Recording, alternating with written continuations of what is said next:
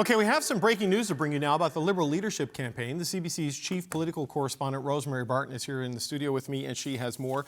Rosie, what do you got for us? Yeah, very unusual, highly unusual move for this to have happened. The rapid response mechanism that is set up to detect instances of foreign interference has detected that there was an attempt on the leadership campaign of Chrystia Freeland, and that attempt was made through accounts linked to the People's Republic of China. The site group, so this is the group that oversees interference and is supposed to flag these issues when they occur during an election, was able to identify 30 WeChat news accounts that were taking part in that campaign. There were over 140,000 interactions they saw between January 29th and February 3rd, and that they were disparaging Ms. Freeland is the language that they use there. We don't know exactly what was said because we're just getting this information, so we'll certainly try and find that out.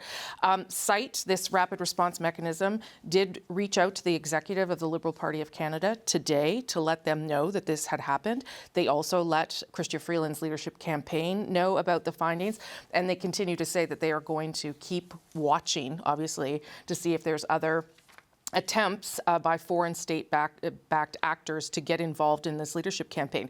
Again, it is very unusual for this rapid response mechanism to do anything in a public way like this. So that shows you, I think, a couple of things. First of all, that they are taking this very seriously in light of some of the findings of the public inquiry on foreign interference. And I think the second part that it shows you is that China is very closely watching this leadership race, knowing that the person who wins will become Canada's next prime minister. So in this instance, it was Chrystia Freeland who was targeted.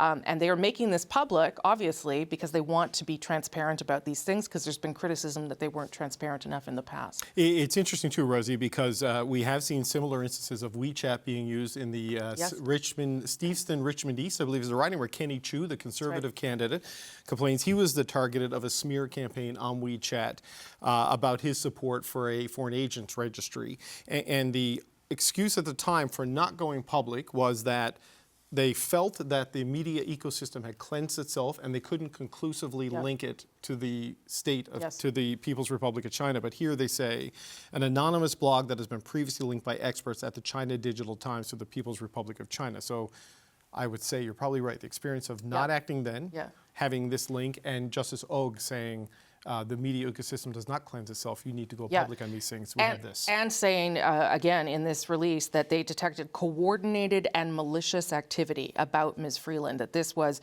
it was clear what was happening here. We've obviously reached out to Chrystia Freeland's team to see if they have a response to this news that they themselves only just got today. But it certainly indicates that there is a level of sort of proactive response from the government that perhaps wasn't there before. The fact that CITE, the Security and Intelligence Threats to Elections Task Force, they are the same group, remember, that would oversee an election as well.